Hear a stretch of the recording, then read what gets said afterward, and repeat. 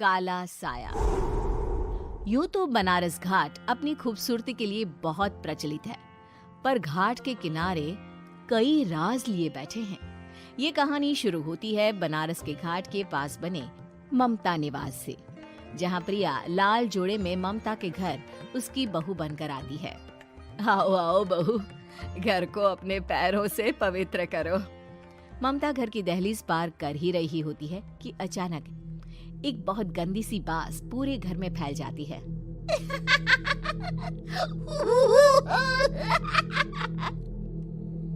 ये बदबू और ये आवाजें, ये कौन हंस रहा है माँ? अब ये पड़ोसी ना हमारे थोड़े अलग से है। कहाँ हम शाकाहारी और ये मांस मच्छी खाने वाले। छोड़, तू ध्यान मत दे और गृह प्रवेश कर। और हाँ बहू, अपनी सास की एक बात हमेशा याद रखना, इन पड़ोसियों से तो कभी बात नहीं करेगी। अच्छे लोग नहीं है ये। अपनी सास की ये बात मानेगी ना बेटा? हाँ माँ, जो आपकी मर्जी, मैं उनसे बात नहीं करूंगी। अगले दिन प्रिया अपनी पहली रसोई बनाने रसोई घर में जाती है। ये छोकी बात तो नाक में जा रही है। एक काम करती हूँ, खिड़की खोल देती हूँ। प्रिया खिड़की खोलने जाती है। इतने जाले, लगता है इस खिड़की को कभी खोला ही नहीं गया। पर ऐसा क्यों? ओह, नॉन वेज की स्मेल आती होगी ना। 2 मिनट के लिए खोल लेती हूँ, फिर बंद कर दूंगी।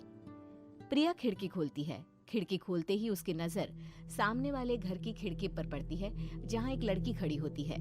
हाथों में मेहंदी, लाल रंग की साड़ी, बिल्कुल सजी धजी, मानो प्रिया की तरह ही वो भी नई नवेली बहू हो। वो प्रिया को देखकर मुस्कुराती है। हे भगवान, माँ ने तो इनसे बात करने को मना किया था।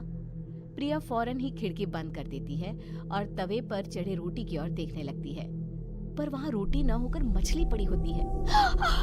ये क्या? पहली ही रसोई में इतनी बड़ी गलती। हे भगवान, अब मैं क्या करूं? प्रिया बहुत डर जाती है और फौरन रसोई की सफाई करने और फिर सभी के लिए खाना बनाने लग जाती है। जब वो सबको खाना परोसती है, सब तो ठीक है, मैं बेकार में चिंता कर रही थी। हे भगवान, ऐसे ही बस अपनी कृपा बनाए रखना। रात के वक्त जब सब सो रहे होते हैं, तब प्रिया को पायल की आवाज सुनाई देती है, जिससे उसकी आंख खुल जाती है। ये पायल की आवाज कहाँ से आ रही है?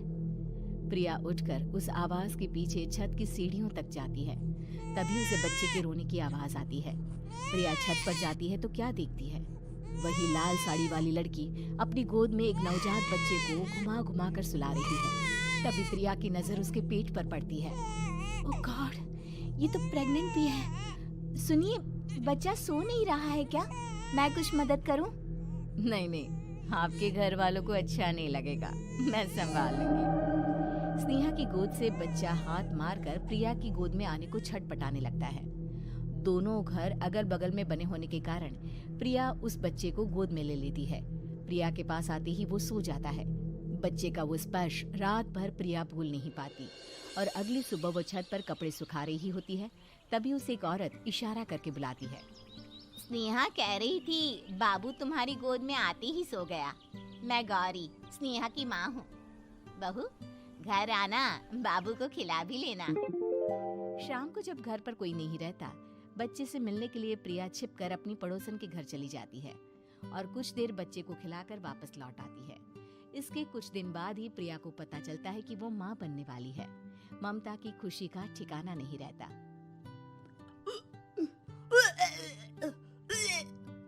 माँ जी, पता नहीं क्यों उल्टी आ रही है। प्रिया भागती हुई वॉशरूम में जाती है तो हरे और लाल रंग की उल्टी करती है। उस उल्टी में से कीड़े निकलते हैं। ये क्या? खून और ये कीड़े! माँ! माँ! प्रिया की आवाज सुनकर ममता दौड़ कर आती है, पर बेसिन में कुछ नहीं होता। प्रिया हक्की बक्की रह जाती है। ये सब क्या हो रहा है? प्रिया घबरा जाती है और अपने कमरे में जाकर सो जाती है। डर के कारण वो इतनी थक जाती है कि उसकी आंख लग जाती है। तब उसे ऐसा लगता है उसके पेट पर मानो कोई बैठा हुआ हो। कौन हो? प्रिया के पेट पर एक 5 महीने की बच्ची बैठी हुई थी, जो बुरी तरह जली हुई थी। माँ, तुम ही मुझे लाई ना अपने पेट में। मैं तुम्हारी माँ नहीं हूँ। कौन हो तुम? माँ, देखो मैं जल गई बुरी तरह से। 6 महीने पेट में रहने को भी मुझे नहीं मिला। सहला दो ना माँ। बचाओ! बचाओ! माँ! ममता दौड़कर कमरे में आती है। प्रिया की बातें सुनकर वो सब समझ जाती है। तू कहीं बगल वाले घर में तो नहीं जाकर आई ना बहू? मुझे माफ कर दो, मैं गई थी माँ। उस घर में सब मरे हुए हैं बहू। कई साल पहले स्नेहा उस घर में बहू बनकर आई थी। कुछ ही दिन में वो एक बच्चे को जन्म देने वाली थी। पूरा घर बच्चे के आने की खुशी में खोया था कि एक दिन अचानक उस घर में आग लग गई। सब बुरी तरह जलकर मर गए। गौरी आज भी दादी बनने का इंतजार कर रही है और इसीलिए स्नेहा ने अपना अजन्मा बच्चा तुम्हारी कोख में डाल दिया। ममता ये कह रही होती है कि पीछे से उसके पैरों को एक बच्चा पकड़ लेता है। दादी, दादी। माँ, स्नेहा की गोद में यही बच्चा था। ये बच्चा कौन है फिर? तेरी मौत है। तेरी भी दादी। जिस चीज का ममता को डर था वही हो गया।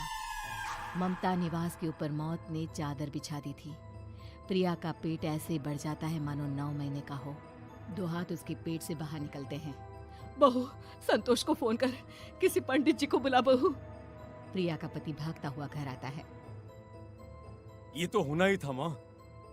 तेरा पाप तेरे सामने आ गया तो तू सह नहीं पा रही है। स्नेहा घर में आग लगी नहीं थी, माँ ने लगाई थी, प्रॉपर्टी की लालच में। और वो बच्चा मेरी पहली पत्नी का बच्चा है, मेरा बेटा, जो कि उस आग की चपेट का शिकार हो गया था।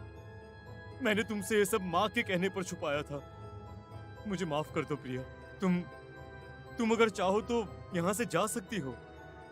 मैं तुम्हें किसी भी बंधन में रखना नहीं चाहता। मेरी शादी हुई है आपसे, मैं आपको छोड़ नहीं सकती, पर उससे पहले हमें स्नेहा, उसकी माँ और बच्चे की आत्मा की शांति करवानी होगी।